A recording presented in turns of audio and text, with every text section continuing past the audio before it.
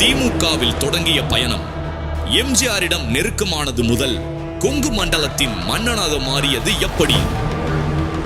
500 புல்லட்டுகள், 500 குதிரைகள், பிரம்மாண்டத்தால் மிரளவிட்ட மிரட்டல்காரன், போக்குவரத்து துறை ஊழலில் குற்றவாளி, குடும்பத்தால் பறிபோன அமைச்சர் பதவி, பள்ளி கல்வித்துறை அமைச்சராக சர்ச்சை கிளப்பிய சம்பவம், பனிமலை எரிமலையாக மாறிய அந்த ஒரு விழா, ஜெயலலிதாவின் சாரதி, சசிகலாவின் ஃபர்ஸ்ட் சாய்ஸ், அதிமுக தொண்டர்களின் எதிர்கால நம்பிக்கை. அதிமுக சட்டமன்ற உறுப்பினர் செங்கோட்டையனின் வரலாறும் தகராறும் பேசுகிறது மிஸ்டர் தலைவர்.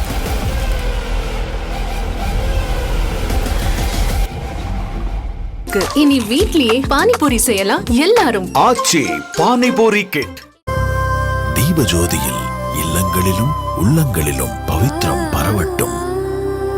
துப்பறியும் நாவல் அல்லது மர்ம நாவல், அதில் வர்ற ட்விஸ்ட்டுகளுக்கு கொஞ்சமும் குறைவில்லாதது தான் அரசியல் களம். எப்போ எந்த நேரத்தில் என்ன நடக்கும் அப்படிங்கிறது தெரியாது. சமீபமாக தமிழகத்தில் 2 பெரும் ஆளுமைகளாக இருந்த கலைஞர், ஜெயலலிதா அவர்களுடைய மறைவிற்கு பின்னர் பார்த்திங்கன்னா இன்னும் நிறைய ட்விஸ்ட்டுகள், அடிக்கடி நடக்கக்கூடிய ட்விஸ்ட்டுகளாக வந்துட்டு இருக்கு. அந்த வகையில் இப்போ கடைசியாக தமிழ்நாட்டு அரசியல் களத்தில் நிகழ்ந்திருக்கக்கூடிய ஆச்சரியம் அப்படின்னு பார்த்தீங்கன்னா செங்கோட்டை. மௌனம் அனைத்தும் நன்மைக்கு.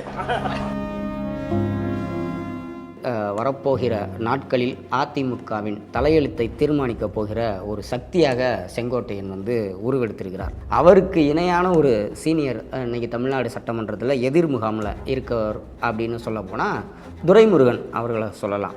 அந்த அளவுக்கு செங்கோட்டையன் ரொம்ப சீனியர். அவருடைய அரசியல் அப்படிங்கிறது பணி அப்படின்னு பார்த்தீங்கன்னா பேரறிஞர் அண்ணா காலத்திலேயே ஆரம்பிக்குது, திமுகவில் தான் ஆரம்பிக்குது. அப்படிப்பட்ட செங்கோட்டையனை பற்றி தான் இன்று நம்ம மிஸ்டர் தலைவர் நிகழ்ச்சியில் பார்க்க போகிறோம். ஈரோடு மாவட்டம் அங்கே இருக்கக்கூடிய கோபிச்செட்டிப்பாளையம் அப்படிங்கிற ஊருக்கு பக்கத்தில் இருக்கக்கூடிய குள்ளம்பாளையம் அப்படிங்கிற ஒரு சின்ன கிராமம். அந்த ஊரில் தான் 1948 ஜனவரி 9ஆம் தேதி அவருடைய பிறந்தநாள் தேதி. அவருடைய அப்பா பெயர் அர்த்தநாரி கவுண்டர், அவங்க அம்மா பெயர் காளீஸ்வரி. வீட்டில் மொத்தம் 5 பிள்ளைகள், அதில் செங்கோட்டையனும் ஒருவர். செங்கோட்டையனை பொறுத்தவரை அந்த குடும்பம் எப்படின்னு பார்த்தீங்கன்னா ஒரு விவசாய குடும்பம். ஆனால் விவசாய குடும்பம்னா விவசாய கூலிகள் கிடையாது, ஓரளவுக்கு சொந்தமாக நிலம் வைத்து விவசாயம் செய்யக்கூடிய ஒரு நல்ல வசதியான குடும்பம் தான். அந்த காலத்தில் பார்த்தீங்கன்னா செங்கோட்டையன் அங்கே இருக்கக்கூடிய ஒரு நகராட்சி பள்ளியில், கோபிச்செட்டிப்பாளையம் நகராட்சி பள்ளியில் தான் SSLC வரைக்கும் படிக்கிறார். முடித்ததற்கு பிறகு இந்த கல்லூரி போகிறதுக்கு வெளியில் தள்ளி போகணும் அப்படிங்கிறதுனால, அது அந்த காலத்தில் படிப்பின் மீது பெரிய இது இல்லாதனால அவர் ஊரில் அவங்களுடைய பெற்றோர்களுக்கு விவசாய வேலைகளில் உதவி செய்வது. அந்த பகுதி பார்த்திங்கன்னா பெரும்பாலும் இந்த வெள்ளம் அது விற்கக்கூடிய பகுதி. அதை சிறு வியாபாரிகள்கிட்ட இருந்து கொள்முதல் பண்ணி மொத்தமாக விற்பனை செய்வது அப்படின்ற தொழில்களை பார்த்து கொண்டிருக்கிறார். இதற்கிடையில் அவர் பள்ளி பருவ நாட்கள்லேயே பார்த்திங்கன்னா அவர் எம்ஜிஆருடைய தீவிரமான ஒரு ரசிகர். எம்ஜிஆர் ரசிகர் மன்றத்துக்கு அங்கே இவர் ரசிகர் மன்றம் சொந்தமாக வச்சுருந்தார். இவரே அந்த ரசிகர் மன்றத்தை நிர்வாகம் செய்து கொண்டிருந்தார். இவர் தான் அதோட தலைவர். எல்லாமே எம்ஜிஆர் படம் வெளியாயிருச்சுன்னா அது அவங்களுக்கு ஒரு கொண்டாட்டம் மாதிரி. செங்கோட்டையன் படத்திற்கு போகிறது மட்டும் இல்லாமல் என்ன பண்ணுவார்னா, அந்த ஊரில் இருக்கிறவங்களுக்குலாம் தலைவர் படத்தை பார்க்கணும், பாருங்கள் எல்லாரும் பாருங்கன்னு சொல்லி இவரே தன்னுடைய கை காசில் டிக்கெட் எடுத்து கொடுத்து எல்லாரையும் படத்துக்கு அனுப்புவார். அந்த அளவுக்கு எம்ஜிஆர் மேலே ஒரு தீவிரப்பற்று. 1966 பள்ளி படிப்பை முடிகிறார், அந்த SSLC படிப்பை. அப்போ இருந்து அந்த எம்ஜிஆர் ரசிகர் மன்றத்திலையும் தீவிரமாக செயல்பட்டு கொண்டு அங்கே இருக்கக்கூடிய திமுக கட்சி, ஏன்னா அப்போ எம்ஜிஆர் திமுகவில் தான் இருக்கிறார், அதனால் தலைவர் இருக்கிற கட்சிக்கே பணியாற்றுகிறார். 21 வயசுலேயே அங்கே ஊரில் அவர் ஊராட்சி மன்ற தலைவராக வெற்றி பெற்று திமுக சார்பில் வெற்றி பெறுகிறார். வெற்றி பெற்று ஊராட்சி மன்ற தலைவராக அங்கே பணியாற்றி கொண்டிருக்கிறார். இப்படி தான் அவருடைய அரசியல்ன்றது அதிலிருந்தே ஆரம்பிச்சிருது. அதன் பிறகு அண்ணா மறைவிற்கு பிறகு கலைஞர் அவர் தேர்தலை சந்திக்கிறார், தனிச்சு தேர்தலை சந்திக்க. அந்த தேர்தலிலும் கூட இவர் திமுகவிற்காக அங்கே கடுமையாக வேலை பார்க்கிறார். காரணம் அப்போ எம்ஜிஆரும் திமுகவிற்கு தான் வேலை பார்த்துக்கிட்டு இருந்தார். அது 1971 தேர்தல். அந்த காலகட்டத்தில் பார்த்தீங்கன்னா அந்த கொங்கு மண்டலத்தில் வந்து ஒரு புல்லட் பைக்கு வச்சுருக்கிறது வந்து ஒரு தனி கெத்து. இன்றைக்கி கூட அது கெத்தாக தான் நினைக்கிறாங்க. அந்த காலத்தில் ஒரு 70கள் காலகட்டத்தில் பைக் வச்சுருக்கிறது அப்படிங்கிறது ரொம்ப பெரிய கெத்து. அது இன்றைக்கி இருக்கக்கூடிய அமைச்சர்களும் சரி, அரசியல்வாதிகளும் சரி, அந்த புல்லட் பிரியர்கள் அப்படின்னு சொல்லணும்னா மறைந்த முன்னாள் அமைச்சர் வீரபாண்டிய ஆறுமுகம் அவர் அந்த மாதிரி அவர் வந்து சேலத்திலேருந்து கிளம்பி புல்லட்லேயே கிளம்பி இங்கே சென்னையில் வந்து சட்டமன்றத்துக்கே வந்துட்டு போவார். அதுபோல் இன்றைக்கி இருக்கக்கூடிய அமைச்சர் KKSSR சாத்தூர் ராமச்சந்திரன் அவரும் வந்து ஒரு புல்லட்டு பிரியர். அதே போல் இப்போ இருக்கக்கூடிய அமைச்சர் KN நேரு அவர் இன்னுமே புல்லட்டு ஓட்டுறதை வந்து ஒரு ஹேபிட்டாகவே வச்சுருக்காரு. அவர் அந்த ஊரில் வந்து அவரை ரிலாக்ஸ் பண்ணிக்கிறதுக்காக அந்த புல்லட்டில் சுற்றுறது. அந்த மாதிரி தான் செங்கோட்டையனும் அந்த காலகட்டத்தில் அந்த ராஜ்தூத்னு ஒரு புல்லட் டைப் பைக்கு அதை வச்சு அவர் வந்து அந்த ஊரில் கட்சி வேலைகள் பார்க்குறது. அந்த ராஜ்தூத் பைக்குன்றதே வந்து செங்கோட்டையன் அடையாளமாக அந்த ஊரில் இருந்தது. இப்படி கட்சி வேலைகளை பார்த்துக்கிட்டு உற்சாகமாக வியாபாரத்தையும் பார்த்துக்கிட்டு இருக்கும்போது தான் அரசியலில் இன்றைக்கி ஏற்படுற ட்விஸ்ட்டு மாதிரியே 72 காலகட்டத்தில் வந்து ஏற்பட்ட ட்விஸ்ட்டு தான் கலைஞரோடு முரண்பட்டு எம்ஜிஆர் வந்து திமுகவிலிருந்து பிரிந்து அதிமுக என்ற கட்சியை ஆரம்பிக்கிறார். எம்ஜிஆர் அவர்கள் தனி கட்சி ஆரம்பித்ததற்கு பிறகு ஒரு ரசிகர் ஏற்கனவே வந்து திமுகவில் அந்த ஊராட்சி மன்ற தலைவராக இருந்த போய் எம்ஜிஆரை சந்தித்த அனுபவங்கள்லாம் இருந்தாலும் எம்ஜிஆர் வந்து இவரையே வந்து தனியாக அடையாளம் கண்டு கொள்வதற்கான வாய்ப்புகள் வந்து எப்போ வந்துருன்னு பார்த்தீங்கன்னா 1975 தான் வருது. கோயம்புத்தூரில் இருக்கக்கூடிய ஒரு பிரசிடென்சி ஹோட்டல் அப்படிங்கிற ஒரு லாட்ஜில் வந்து அதிமுகவோட பொதுக்குழு கூட்டம் நடைபெறுகிறது.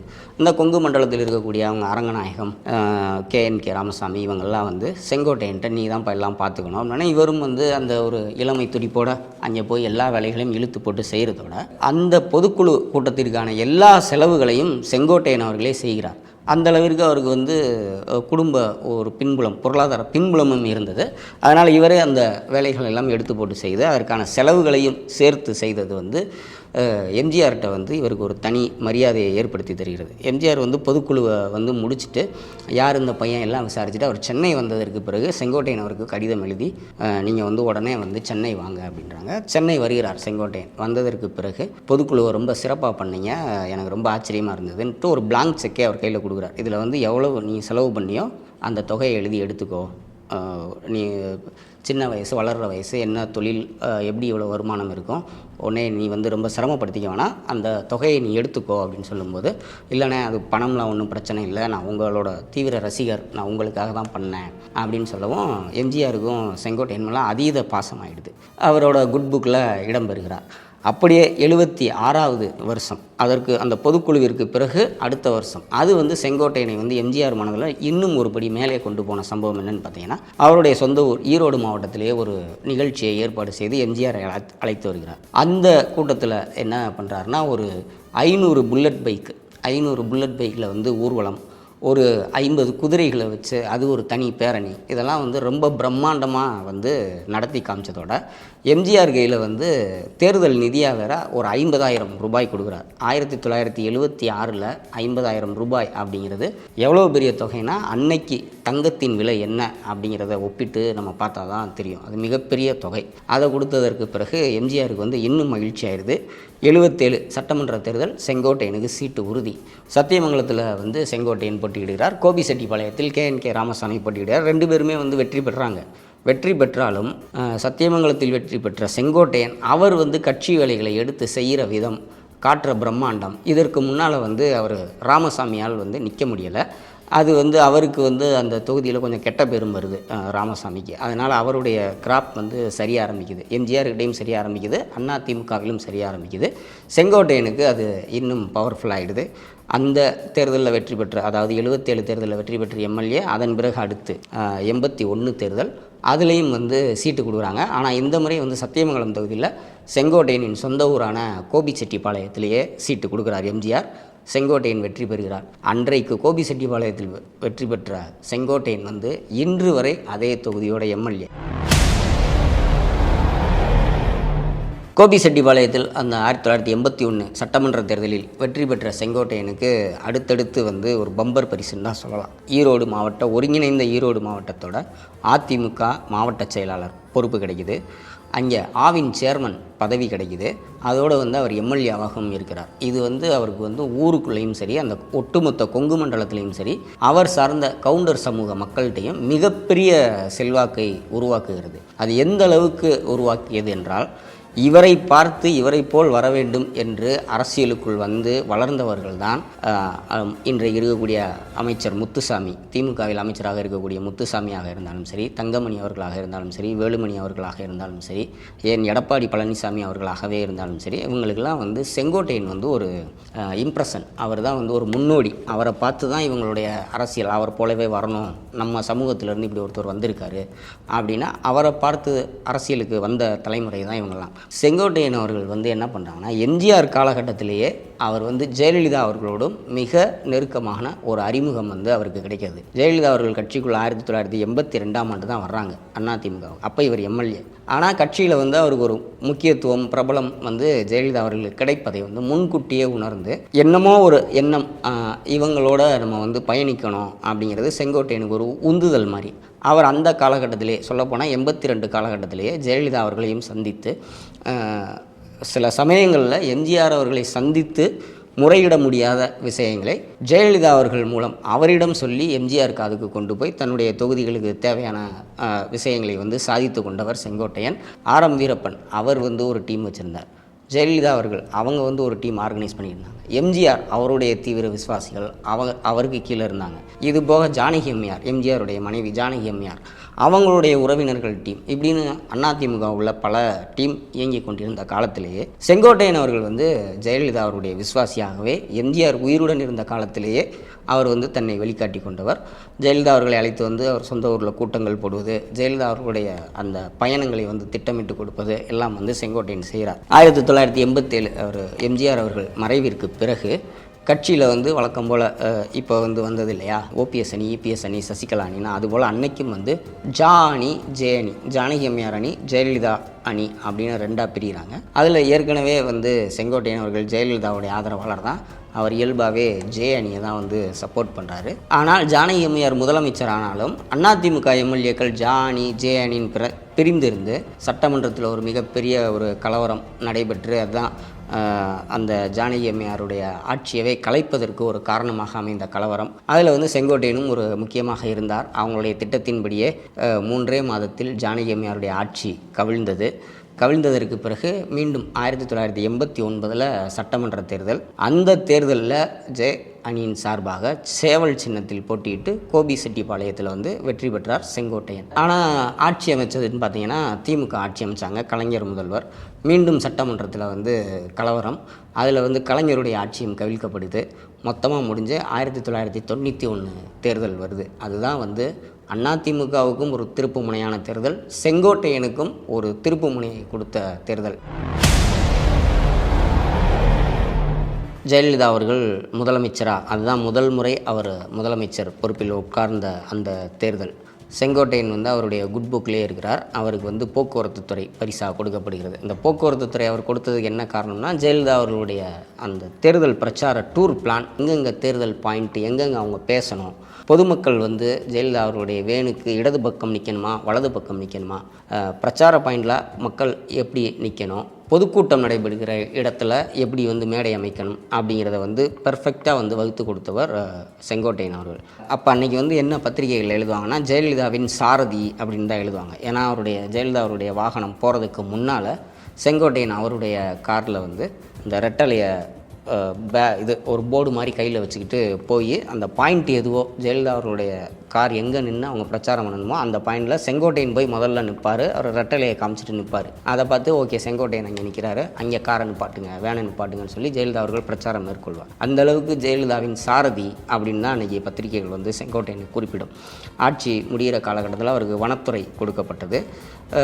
சிறப்பாக செயல்பட்டாரா இல்லையா அப்படிங்கிறது சந்தேகத்திற்கு இடமின்றி சொல்லலாம். அவங்க சிறப்பாக செயல்படலை. ஏன்னா அது செங்கோட்டையனுடைய தவறில் அந்த ஆட்சியே அப்படி தான் இருந்தது. தமிழ்நாடு அரசியல் வரலாற்றில் ஒரு மோசமான ஆட்சி என்ன நடைபெற்றிருக்கிறது அப்படின்னு நம்ம பட்டியல் எடுத்தோன்னா அது 91 to 96 ஜெயலலிதா அவர்கள் முதல் முறையாக முதலமைச்சராக இருந்து நடத்திய அந்த ஆட்சி தான் தமிழ்நாடு அரசியல் வரலாற்றில் மிக மோசமான ஆட்சி. ஆக அந்த ஆட்சியே அவ்வளோ மோசமாக இருக்கும்போது செங்கோட்டையன் மட்டும் அதில் சிறப்பாக செயல்பட்டிருக்க எந்த வாய்ப்பும் இல்லை. செங்கோட்டையனும் அவருடைய டிபார்ட்மெண்ட்டும் மிக ஒரு கடும் விமர்சனத்திற்கு உள்ளாக்கி மிக மோசமான அமைச்சராக சித்தரிக்கப்பட்ட காலகட்டம்.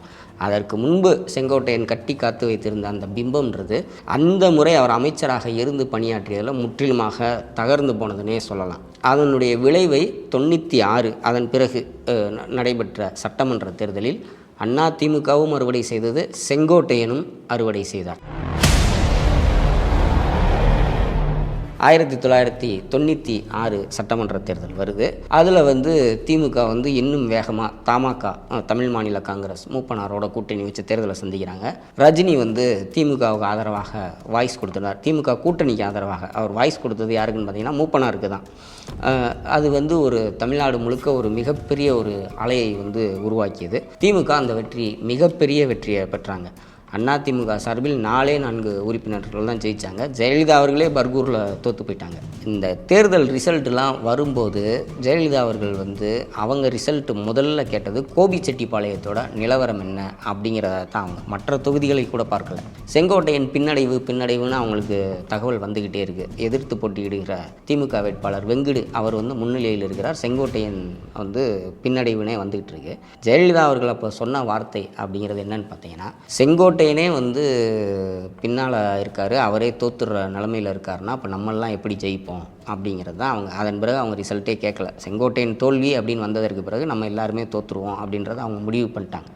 அந்த அளவுக்கு இது எதுக்கு சொல்கிறோன்னா, செங்கோட்டையன் அவர் அந்த அளவுக்கு அவர் தொகுதியில் அவருக்கு இருந்த நல்ல பேர். அவர் அந்த தொகுதியை கோபிச்செட்டிப்பாளையம் தொகுதியை அவர் கோட்டை மாதிரி வைத்திருந்ததை அந்த 91 to 96 காலகட்டத்தில் நடைபெற்ற அந்த ஆட்சியின் அவலம் எப்படி அதிமுகவை பாதித்ததோ அதேபோல் செங்கோட்டையன் என்ற அவருடைய தனி இமேஜையும் பாதித்து சுக்கு நூறாக்கி காலியாக்கியது. அதில் முதல் முறையாக தேர்தல் களத்தில் செங்கோட்டையன் தோல்வியை சந்திக்கிறார்.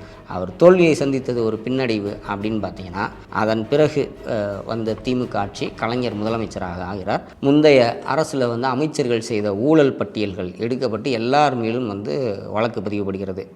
வழக்கு பதிவு செய்யப்படுகிறது. அதில் ஜெயலலிதா அவர்களிலிருந்து யாருமே தப்பலை. அது செங்கோட்டையன் மீதும் ஊழல் வழக்கு.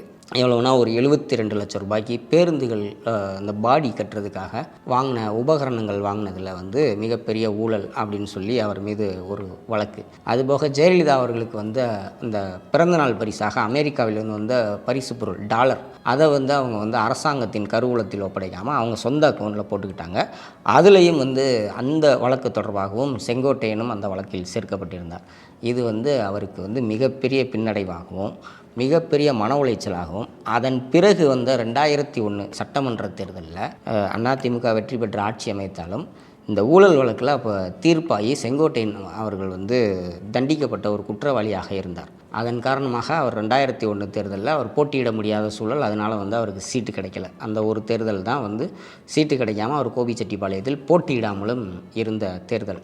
அதன் பிறகு அந்த வழக்கு பிறந்தநாள் பரிசு பொருள் வழக்கிலையும் சரி, இந்த ஊழல் வழக்கு ரெண்டுலேயுமே செங்கோட்டையன் உயர்நீதிமன்றத்தால் விடுதலை செய்யப்பட்டார். அதன் பிறகு அவருடைய மீண்டும் அரசியல் அது ஒரு டவுன்ஃபாலுக்கு அப்புறம் எழுந்து வந்த அரசியல் அப்படின்னு சொல்லலாம். 2006 சட்டமன்ற தேர்தலில் கோபிச்செட்டிப்பாளையத்திலே செங்கோட்டையன் போட்டியிடுவதற்கு மீண்டும் வாய்ப்பு கொடுக்கப்பட்டது. ஆனால் அந்த முறை திமுக தான் ஆட்சி அமைத்திருந்தது. அதனால் இவங்க எதிர்க்கட்சி வரிசையில் இருந்தாங்க. மீண்டும் 2011 தேர்தல். 2011 தேர்தல் அப்படியே உல்டாவா எப்படி நம்ம 91 to 96 தேர்தல் மிக மோசமான ஆட்சி. இந்த 2006 to 2011 தேர்தல் இது திமுக நடத்திய ஆட்சியிலே மிக மோசமான ஆட்சி அப்படின்னு தமிழ்நாடு அரசியல் வரலாற்றில் பதிவான ஒரு இது. அதன் விளைவு 2011 சட்டமன்ற தேர்தலில் தேமுதிக அதிமுகவோட கூட்டணி, அது ஒரு ஸ்ட்ராங்கான கூட்டணி, மிகப்பெரிய வெற்றி. செங்கோட்டையனும் அதில் எளிமையாக வெற்றி பெறுகிறார். அமைச்சர் பதவியும் கொடுக்கப்படுகிறது. அது முதல்ல விவசாயத்துறை கொடுத்தாங்க. அதன் பிறகு சின்ன சின்ன பிரச்சனைகள்லாம் அந்த விவசாயத்துறையை பறிச்சுட்டு வருவாய்த்துறை கொடுத்தாங்க. அதெல்லாம் தனித்தனி கதைகள். அதன் பிறகு வருவாய்த்துறையையும் பறித்துவிட்டு தகவல் தொழில்நுட்பத்துறை கொடுக்கப்பட்டது. ஜெயலலிதா அவர்களுடைய ஆட்சி காலத்தில் அமைச்சரவை மாற்றம் அப்படிங்கிறதுக்கு பெரிய காரணங்கள் தேவையில்லை, அவங்க எப்போனாலும் மாற்றுவாங்க. அதற்கு வந்து உள்ளூர் நிர்வாகிகள்கிட்ட இருந்து வர்ற புகார்கள் அல்லது அமைச்சருடைய செயல்பாடுகள், இல்லை கட்சிக்குள்ளே இருக்கக்கூடிய உள்கட்சி அந்த பிரச்சனைகள், இன்னும் சொல்லப்போனால் ஜாதக பலன்கள், சனிப்பெயர்ச்சியெல்லாம் பொறுத்து கூட வந்து அமைச்சர்கள் மாற்றப்பட்டிருக்காங்க. அப்படி நடந்துட்டு இருந்தது. ஆனால் செங்கோட்டையன் அவர்கள் மாற்றப்பட்டதற்கு வந்து ஒரு மிகப்பெரிய காரணம் என்ன இருந்ததுன்னு பார்த்தீங்கன்னா, அவருடைய குடும்பத்தில் நடந்த ஒரு சின்ன மிஸ் அண்டர்ஸ்டாண்டிங், மனஸ்தாபம், அவங்க குடும்ப சண்டை. வேறு யாரும் வெளியிலிருந்து புகார் கொடுத்ததை விட அப்படின்னு பார்த்தீங்கன்னா, அவருடைய செங்கோட்டையன் அவர்களுடைய மனைவி ஈஸ்வரி அவர்களும் அவருடைய மகன் செங்கதிரீஸ்வரன், இவங்க 2 பேருமே வந்து போயஸ் கார்டனுக்கு வந்து ஜெயலலிதா அவர்கள்ட்ட செங்கோட்டையன் அவர்கள் வந்து வீட்டுக்கே வர்றதில்லை. அவர் வந்து அவருடைய உதவியாளர் ஆறுமுகம்னு ஒருத்தர் இருந்தார், அவர் வீட்டிலே தான் இருக்கார். அந்த குடும்பத்தை தன் குடும்பம் போல் பாவிக்கிறார். எங்களை வந்து அவர் கவனிச்சுக்கிறதில்ல. இது வந்து எங்களுக்கு வந்து மிகப்பெரிய பிரச்சனையாக இருக்குது அப்படின்னு வந்து ஜெயலலிதா, சசிகலா அவர்கள் முன்னாலே வந்து அழுதுட்டு போனாங்க. அழுதுட்டு போனதில் அந்த அம்மாவுக்கு வந்து அது வந்து ஒரு செங்கோட்டையன் மீது ஒரு வேறு ஒரு பார்வையையும் ஒரு அதிருப்தியையும் கொடுத்தது. அவரை வந்து அடுத்தடுத்து மாற்றி கடைசியாக வந்து அவர்கிட்ட எந்த இலாக்காவும் இல்லாமல் எல்லா அமைச்சர் பதவியிலிருந்து எடுத்துட்டாங்க. ஆனால் இதற்கு முன்பு இந்த பதவி பறிப்பெல்லாம் நடைபெறுவதற்கு முன்பு ஒரு ட்விஸ்ட்டு போயஸ் கார்டனில் என்ன நடந்ததுன்னு பார்த்தீங்கன்னா, 2011 டிசம்பர் மாதம் வந்து ஜெயலலிதா அவர்கள் வந்து ஒரு அறிக்கை வெளியிடுறாங்க. அது வந்து தமிழ்நாடு அரசியல் களத்தவே புரட்டி போட்ட ஒரு அறிக்கை. என்னென்னா, போயஸ் கார்டன் இல்லத்தில் இருந்த சசிகலா அவர்கள், இளவரசி, அதுபோக சசிகலாவின் கணவர் நடராஜன், கொங்கு மண்டலத்தை அன்றைக்கி கண்ட்ரோலில் வச்சுருந்த சசிகலாவின் அவங்களுடைய சித்தியின் மருமகன் நினைக்கிறேன், சித்தப்பா மருமகன், அவர் வந்து ராவணன். அவர் தான் இன்றைக்கி கொங்கு மண்டலத்தில் மிகப்பெரிய ஒரு சக்தியாக இருந்தார். அவர் இந்த மாதிரி வந்து அப்புறம் டிடிவி திவாகரன் இவங்களை ஒரு 9 பேர் பேரை குறிப்பிட்டு போயஸ் கார்டனில் இருந்த சசிகலாவும் இளவரசியும் வெளியேற்றப்படுகிறார்கள். மற்ற அந்த லிஸ்ட்டில் இருக்க யாரோடையும் அதிமுகவினர் எந்த தொடர்பும் வைத்து கொள்ளக்கூடாது அப்படின்னு ஒரு அறிக்கையை வெளியிட்டாங்க. அந்த நேரத்தில் கொஞ்சம் கட்சி நிர்வாகங்களை பார்த்து கொள்வதற்கு போயஸ் கார்டன் வீட்டிற்கு வந்து தினமும் வந்து செங்கோட்டையன் அவர்கள் வந்து அந்த கட்சி நிர்வாக வேலைகளை பார்க்கும் பொறுப்புகளை வந்து செங்கோட்டையனிடம் ஜெயலலிதா அவர்கள் ஒப்படைத்திருந்தார். அதை பயன்படுத்தி அவர் கொங்கு மண்டலத்தில் ராவணன், சசிகலாவின் உறவினர் ராவணன் என்னென்ன பண்ணார், இந்த குடும்பம் என்னென்ன பண்ணாங்க, இதெல்லாம் என்னால் சொல்ல முடியலை அப்படின்னு சொல்லி நிறைய புகார்களை வந்து சசிகலா குடும்பத்தின் மீது ஜெயலலிதா அவர்கள்ட்ட தெரிவிச்சிருந்தார். இது வந்து அரசல் புரசலாக வெளியாகி சசிகலா அவர்களுக்கு வந்து செங்கோட்டையன் மீது ஒரு கடும் அதிருப்தியை உருவாக்கி இருந்ததாகலாம் சொல்லப்பட்டது. செங்கோட்டையன் அவருடைய அமைச்சர் பதவி பறிக்கப்பட்டதற்கு மீண்டும் சசிகலா அவர்கள் வந்து போயஸ் கார்டன் ஒரு 3 மாதத்தில் வந்துட்டாங்க. திரும்ப ஜெயலலிதா அவர்கள் கூப்பிட்டதற்கு பிறகு அந்த அவங்க வெளியேற்றப்பட்ட காலகட்டத்தில் செங்கோட்டையன் வந்து அவங்கள பற்றி சொன்ன புகார்கள், அவங்க வெளியேற்றத்திற்கே வந்து செங்கோட்டையன் தான் காரணமாக இருந்தார், அதனால தான் சசிகலா பழி வாங்கி விட்டார், இப்போ வந்து செங்கோட்டையன் ஒன்றும் இல்லாமல் 0 ஆகிட்டார் அப்படின்லாம் பரவலாக பேச்சுகள் வந்தது. ஆனால் அது உண்மை அல்ல. சசிகலா அவர்கள் வந்து செங்கோட்டையனை பழி வாங்கவில்லை. அன்றைக்கு செங்கோட்டையன் அவர்களுடைய அந்த அமைச்சர் பதவி பறிபோவதற்கு முழுமுதற் காரணமாக இருந்தது அவருடைய குடும்பத்திற்குள் நடந்த அந்த தனிப்பட்ட விவகாரம்தான். அதையும் ஜெயலலிதா அவர்களிடம் வந்து கவனப்படுத்தியது செங்கோட்டையன் அவர்களுடைய மனைவி ஈஸ்வரி அவர்களும் அவருடைய மகன் கதிரீஸ்வரன் அவங்களே நேரில் வந்து சொன்னதுதானே தவிர சசிகலாவுக்கும் செங்கோட்டையனுக்கும் ஒரு பெரிய மோதல் கிடையாது. சொந்த குடும்ப பிரச்சனை காரணமாக அமைச்சர் பதவி போன செங்கோட்டையன் வந்து அவரும் எவ்வளவோ வந்து முறையீடுகளை செய்து பார்த்தார், எவ்வளவோ வந்து தன்னிலை விளக்கம் கொடுத்து பார்த்தார். ஆனால் ஜெயலலிதா அவர்கள் மனம் இறங்கவில்லை. அதற்குள் அரசியல் சூழலும் ஜெயலலிதா அவர்களுக்கு ரொம்ப ஒரு தலைவலியாகிடுச்சு. என்னென்னா சொத்து குவிப்பு வழக்கு, அந்த வழக்கு தலைவலியே வந்து மிகப்பெரிய தலைவலியாகிடுச்சு.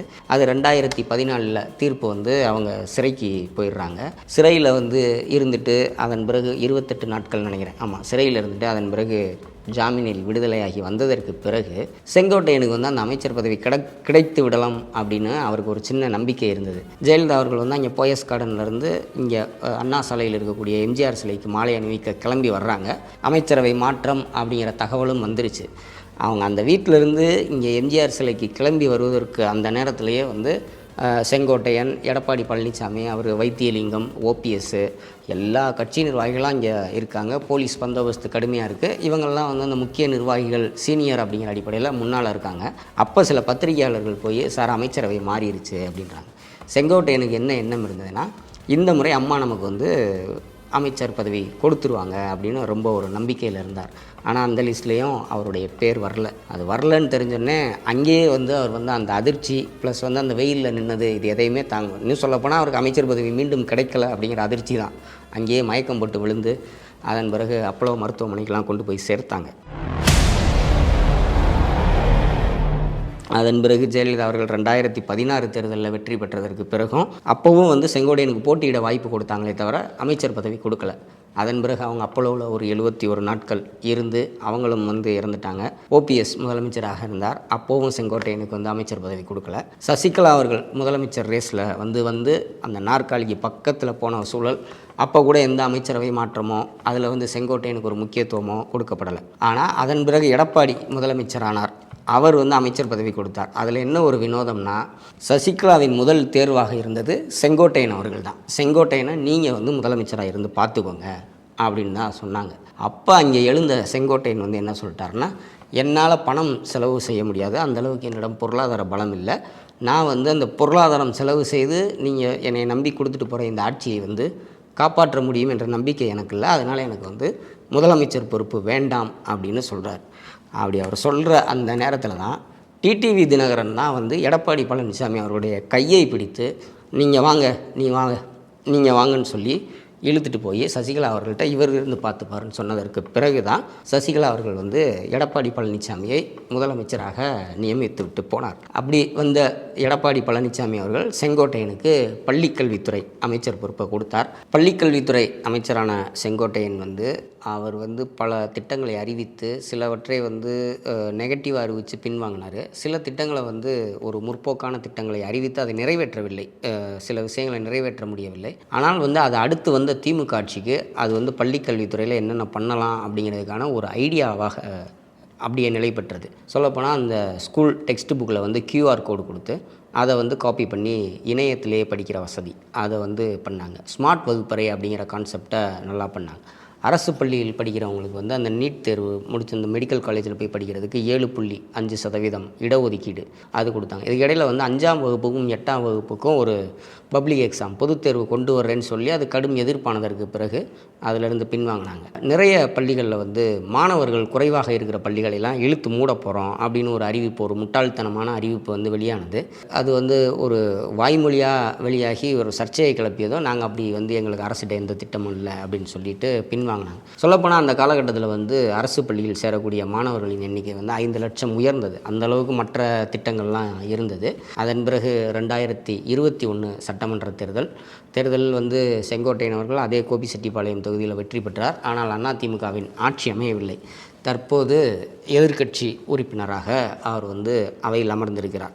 இதுவரை ஒரு அத்தியாயம் என்றால், இப்பொழுது இதன் பிறகு தான் வந்து அந்த செங்கோட்டையன் அவர்களுடைய அவர் இத்தனை ஆண்டுகால அரசியல் வரலாற்றில் இல்லாத அளவிற்கு ஒரு பரபரப்பாக, இன்னும் சொல்லப்போனால் அகில இந்திய அளவில் யார் இந்த செங்கோட்டையன் அப்படின்னு ஒரு தேடுற அளவுக்கு அவர் ஒரு பிரபலமாக ஆயிருக்கார். தமிழ்நாட்டிலையும் பல பேருக்கு வந்து, அதாவது இந்த அரசியலில் பெரிதும் ஆர்வம் காட்டாதவர்களும் சரி, அன்றாடம் செய்திகளை மட்டும் பார்ப்பவர்கள்ட்ட செங்கோட்டையன் யார், அவருக்கு என்ன இவ்வளோ முக்கியத்துவம் அப்படிங்கிற ஒரு சீன் கிரியேட் ஆகிருக்கு. இதுக்கு காரணம் வந்து செங்கோட்டையன் அவருடைய சொந்த பிரச்சனையும் இருக்கிறது, கட்சிக்குள் இருக்கக்கூடிய குமுறல்கள், அப்புறமேட்டு எடப்பாடி என்கிற அந்த தலைமை மீது இருக்கக்கூடிய அதிருப்தி, இது எல்லாமே ஒரு கூட்டு தான் வந்து காரணம். பொதுச் செயலாளராக எடப்பாடி பழனிசாமி தேர்வு ஆனதற்கு பிறகு அந்த ஒற்றை தலைமை மீது கட்சிக்குள் கடும் அதிருப்தி, குறிப்பாக கொங்கு மண்டலத்தில் தங்கமணிக்கும் சரி, வேலுமணி அவர்களுக்கும் சரி, வீரமணி அவர்களுக்கும் சரி, அங்கே வந்து எல்லோருக்குள்ளேயும் வந்து அந்த ஒரு உள்குத்து வேலைகள் வந்து ரொம்ப ஒரு தீவிரமடையுது. யாருக்கும் யார் மீதும் நம்பிக்கை இல்லை. எடப்பாடி பழனிசாமி அவருடைய தலைமையின் கீழ் பணியாற்றுவதில் கடும் அதிருப்தி நிலவுகிறது. அந்த காலகட்டத்தில் செங்கோட்டையனுக்கும் அதே பிரச்சனை. என்னென்னா, செங்கோட்டையன் இருக்கக்கூடிய அந்த ஈரோடு மாவட்டத்தை 2ஆக பிரிக்கிறாங்க. அதில் வந்து செங்கோட்டையனுக்கு ஒரு பகுதியும் கேசி கருப்பண்ணன் இன்னொரு பகுதி மாவட்ட செயலாளராக நிர்வகிக்கிறாங்க. இதற்கிடையில் தோப்பு வெங்கடாசலம் அங்கேருந்து இப்போ திமுகவுக்கு வந்துட்டார். அவர் வந்து செங்கோட்டையனுக்கு கடும் ஒரு டஃப் கொடுக்குறாரு. அதையும் வந்து எடப்பாடி பழனிசாமி அவர்கள் வந்து பெரிதாக கண்டுகொள்ளவில்லை. இது தொடர்பாக இந்த கேசி கருப்பண்ணன் விவகாரம், தோப்பு வெங்கடாச்சலம் விவகாரம், இது தொடர்பாக செங்கோட்டையனுக்கு கடும் அதிருப்தி இருந்தது. ஆனால் எடப்பாடி பழனிசாமி என்ன சொன்னார்னா, அவங்க கட்சிக்கு வேணாம், அவங்க நல்லா வேலை பார்க்குறவங்க, நீங்கள் சீனியர், நீங்கள் தான் அட்ஜஸ்ட் பண்ணி போகணும் அப்படிங்கிற மாதிரியே சொல்லியிருந்ததில் செங்கோட்டையன் கடும் அதிருப்தியில் இருந்தார். இதே நேரத்தில் வந்து இவங்க வேலுமணி, தங்கமணி அவங்க வந்து செங்கோட்டையன்கிட்ட போயிட்டு அவருடைய தலைமை சரியில்லை, நீங்கள் வந்து கட்சியை கையில் எடுக்க பார்க்கணும், நம்ம எல்லாம் இணைந்து செயல்படணும், ஓபிஎஸ்ஸை உள்ளுக்குள்ளே கொண்டு வரலாம், சசிகலாமா உள்ளுக்குள்ளே கொண்டு வரலாம் அப்படிங்கிற விஷயங்கள் வந்து பரவலாக பேசப்பட்டிருக்கு. எடப்பாடி பழனிசாமி அவர்களுக்கு சசிகலாவிடமிருந்து அழைப்பு வந்தால், ஒரு வலுவான அழைப்பு வந்தால், ஒரு பின்புலத்தோடு அழைப்பு வந்தால் செங்கோட்டையன் எப்படி அந்த பக்கம் போயிடுவார் அப்படிங்கிற ஒரு சந்தேகம் வந்து இருந்து கொண்டே இருந்தது. இன்றைக்கி மட்டும் இல்லை, ஜெயலலிதா அவர்கள் இருந்த காலத்திலேயே அந்த பக்கத்து மாவட்டத்தில் அவங்களுக்குள்ள ஒரு பனிப்போர் இருந்தது உண்மைதான். அது எடப்பாடி பழனிசாமிக்கும் சரி, முத்துசாமி, செங்கோட்டையன், தங்கமணி இவங்க எல்லாருக்குள்ளேயுமே இருந்தது. இன்னும் சொல்லப்போனால் இவங்க எல்லாருமே வந்து அதில் ஒரு பெரிய முரண் என்னன்னு பார்த்தீங்கன்னா, உறவினர்கள் தான் இவங்க. இது ஒரு தூரத்து சொந்தம், ரொம்ப நெருக்கமான சொந்தம் இல்லைன்னா கூட அந்த சமூகத்துக்குள்ளே இவங்க வந்து ஒரு அங்காளிகள் பங்காளிகள்ன்ற சொல்கிற மாதிரி எல்லாருமே வந்து ஒரு உறவினர்கள் தான். ஆனால் அவங்களுக்குள்ள இந்த ஒரு போட்டி பூசல் இருந்துக்கிட்டே இருந்தது. இதற்கிடையில் வந்து இப்போது 2026 சட்டமன்ற தேர்தல் நெருங்குகிறது. பிஜேபிக்கு வந்து இங்கே வந்து கூட்டணி அதிமுகவை விட்டால் அவங்களுக்கு வேறு வழி கிடையாது. அந்த கட்சியை தான் இப்போ காலி பண்ணி ஆகணும். அதுதான் அவங்களோட நீண்ட நாள் திட்டம். அதை காலி பண்ணுறதுக்கு அவங்க போட்டு வைத்திருந்த திட்டத்துக்கு எடப்பாடி பழனிசாமி அவர்கள் மிகப்பெரிய தடையாக இருந்தார்னா நிச்சயமாக இருந்தார். இந்த 2021 சட்டமன்ற தேர்தல் தோல்விக்கு பிறகு பிஜேபியோட இனி எந்த காலத்திலும் கூட்டணி கிடையாதுன்னு சொல்லியிருந்தார். அப்போ அவங்க என்ன பண்ணுறாங்க, இங்கே இருக்கக்கூடிய உள் முரண்பாடுகளை கணக்கில் கொண்டு எடப்பாடி பழனிசாமி அவர்களை ஓரம் கட்டுவதற்கு செங்கோட்டையனை வளர்க்கும் வேலையை ஆரம்பித்து விட்டார்கள். இதை வந்து செங்கோட்டையன் வந்து இந்த அதிருப்தியை வந்து இந்த அத்திக்கடவு அவினாசி கூட்டு குடிநீர் திட்டம் அந்த மீட்டிங்லேயே பேசினார். அன்னைக்கு வந்து அவருக்கு பின்னால் பிஜேபி கிடையாது. அன்னைக்கு வந்து அவர் பேசினது வந்து முழுக்க அவருடைய சொந்த கட்சிக்குள்ளே அவருக்கு இருக்கக்கூடிய அந்த ஒரு பிடி வந்து தளருது அப்படிங்கிற ஒரு ஆதங்கத்திலையும் எடப்பாடியின் மேலே இருக்கக்கூடிய அதிருப்தியையும் தான் அவர் தெரிவித்தார். என்னென்னா, அந்த அம்மா படம் போடலை, எம்ஜிஆர் படம் போடலை, வெறுமனே எடப்பாடி படம் மட்டும்தான் போட்டிருக்கு அப்படின்னு சொல்லி அந்த கூட்டத்தில் அதிருப்தியை தெரிவித்தார். அப்படி அவர் தெரிவித்தது, அதன் பிறகு அங்கே இருக்கக்கூடிய உள்பூசல்களை வந்து பிஜேபி வந்து ரொம்ப கவனமாக கையில் எடுத்து காய்களை வந்து வேகமாக நகர்த்த ஆரம்பித்ததன் விளைவு தான் இன்றைக்கி செங்கோட்டையனுக்கு கிடைத்திருக்கக்கூடிய இந்த ஒரு முக்கியத்துவம். ஜெயலலிதா அவர்கள் இருந்த காலத்திலும் சரி, அதற்கு முன்பும் சரி, செங்கோட்டையன் அவர்கள் இத்தனை முறை வந்து டெல்லி பயணம் வந்து மேற்கொண்டதே கிடையாது. ரொம்ப அரிதிலும் அரிதான பயணங்கள், அது ரொம்ப அஃபீஷியலான ஒரு பயணங்களாக தான் இருக்கும். இந்த முறை தான் அவர் வந்து அடிக்கடி போயிட்டு வர்றார். அன்றைக்கி மத்திய அமைச்சர், நிதியமைச்சர் நிர்மலா சீதாராமன் அவர்களை சந்தித்து விட்டு வந்தார். அன்றைக்கே அவர் அமித்ஷா அவர்களையும் சந்தித்திருக்கிறார். ஆனால் அது பொதுவெளியில் வரல. ஆனால் டெல்லி வட்டாரத்தில் அவர் அமித்ஷாவையும் சந்தித்து விட்டு தான் போனார்னாங்க. இப்போ வந்தோடனே அவருக்கு வந்து Y+ பிரிவு பாதுகாப்பு கொடுக்கப்பட்டது. இது வந்து அவருக்கு Y+ பாதுகாப்பு பிரிவுனா இங்கே யாருக்கும் புரியலை. அவர் வந்து அந்தளவுக்கு என்ன த்ரெட்டனில் இருக்காருன்னு தெரியலை. அவர் இருக்கிறதே முதல்ல நிறைய பேருக்கு தெரியாது. அப்படிப்பட்ட ஒரு அமைச்சராக இருந்தவர் இப்போ எம்எல்ஏவாக இருக்கிறவர். அவருடைய தொகுதிக்குள்ளே ஒன்றும் அது ஒன்றும் த்ரெட்டனான தொகுதியோ, ஏதோ வந்து ஒரு மிகப்பெரிய தாக்குதலுக்குள்ளான தொகுதியோ, தீவிரவாதிகள் இருக்கக்கூடிய தொகுதியோ அல்லது இயக்கங்கள் செயல்படக்கூடிய தொகுதியோ கிடையாது.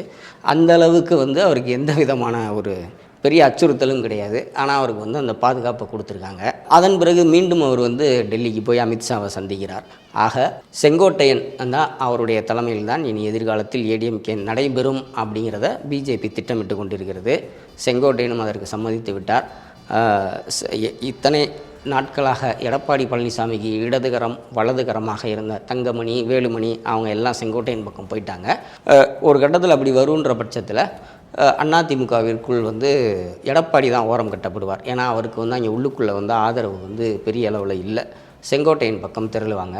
அது மீண்டும் வந்து ஜானி, ஜேனி, ஓபிஎஸ் அணி, இபிஎஸ் அணி, சசிகலா அணி, ஓபிஎஸ் அணி இந்த மாதிரி எப்படி எல்லாம் உடஞ்சதோ அதுபோல் வந்து 2026 சட்டமன்ற தேர்தலுக்கு முன்பே அதிமுகவிற்குள் மீண்டும் ஒரு குழப்பம் வந்து யார் வந்து போட்டியாக அதிமுக நடத்த போகிறாங்க, அது செங்கோட்டையன் தலைமையில் நடக்க போகிறதா, எடப்பாடி தலைமையில் நடக்க போகிறதான்றது தான் கேள்வி. ஆனால் அப்படி ஒன்று நடக்கும். அப்படி நடக்கிற பட்சத்தில் மத்திய அரசின் முழு ஆதரவு, அந்த சின்னத்தை பெற்றுக் கொடுப்பது, கட்சிக்கான அங்கீகாரம், இது எல்லாம் வந்து செங்கோட்டையன் தரப்புக்குத்தான் கிடைக்கும். செங்கோட்டையன் தலைமையிலான அதிமுகவோடு தான் பிஜேபி வந்து கூட்டணி வைத்து தேர்தலை சந்திக்க போகிறது. அந்த அதிமுகவில் ஓபிஎஸும் கண்டிப்பாக இருப்பார். சசிகலா அவர்களும் ஒரு முக்கியமான பொறுப்பில் இருப்பதற்கு வாய்ப்புகள் நிறைய. டிடிவி தினகரன் அந்த கூட்டணியில் தான் இருக்கார். அமமுக அவர் கட்சியை கலைச்சிட்டு இங்கே வந்து இணைகிறாரா அல்லது அந்த கட்சியோடவே சேர்ந்து பயணிக்கிறாரா அப்படிங்கிறது எதிர்காலத்தில் தெரிய வரும்.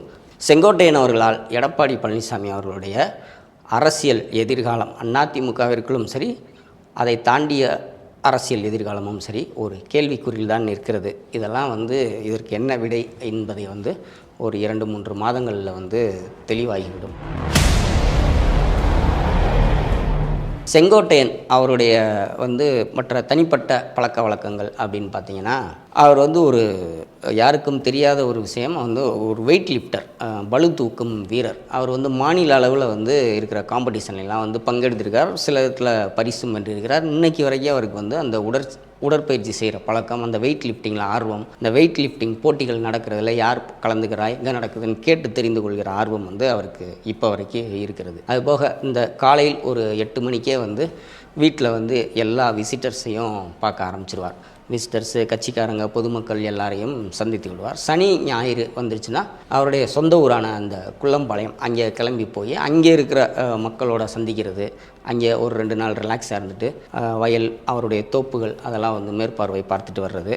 ரொம்ப ஒரு லிமிட்டான ஒரு டயட் உணவு தான் ஃபாலோ பண்ணுறார். அதுதான் அவருக்கு இன்றைக்கி 74 வயசாகுது. ஆனால் அவரை பார்த்தால் அப்படி சொல்ல முடியாது, ரொம்ப ஒரு ஆரோக்கியமாக இருக்கிறார். இதெல்லாம் அவருடைய தனிப்பட்ட பக்கம். ஒரு செங்கோட்டையன் 60 ஆண்டு கால அரசியல் அனுபவம், ஒரு 5-6 இலாக்காக்களுக்கு அமைச்சராக இருந்தவர், 3-4 முறை அமைச்சர் பதவியில் இருந்தவர், 9 முறை சட்டமன்ற உறுப்பினர். இருக்கிற எல்லா முதலமைச்சர்களுக்கு கீழாகவும் அவர் அந்த சட்டமன்றத்தில் பணியாற்றிய அனுபவம் உள்ளவர். இனி அவரே முதலமைச்சராக பணியாற்றும் வாய்ப்பு அவருக்கு காலம் 2வது முறையாக கொடுக்கிறதா, இல்லை அவரே அவருடைய அரசியலே இந்த இதில் அஸ்தமனமாகிறதா, அல்லது அவர் எடப்பாடியுடைய அரசியல் வாழ்வை அஸ்தமிக்க வைக்கப் போகிறாரா, இதற்கெல்லாம் வருங்காலம் ஒரு ரொம்ப நாள் கிடையாது, ஒரு 2-3 மாதங்களில் பதில் கிடைத்துவிடும். அந்த வகையில் தற்போது தமிழக அரசியலில் ஒரு 60 ஆண்டு காலம் அந்த அரசியலில் இருந்து ஒரு முக்கியத்துவம் பெற்றிருக்கக்கூடிய செங்கோட்டையன் ஒரு முக்கியமான ஒரு தலைவர் என்பதில் சந்தேகம் இல்லை. அதுதான் நம்ம இன்றைக்கு மிஸ்டர் தலைவர் பகுதியில் செங்கோட்டையனை பற்றி பார்த்திருக்கிறோம். மிஸ்டர் தலைவர்.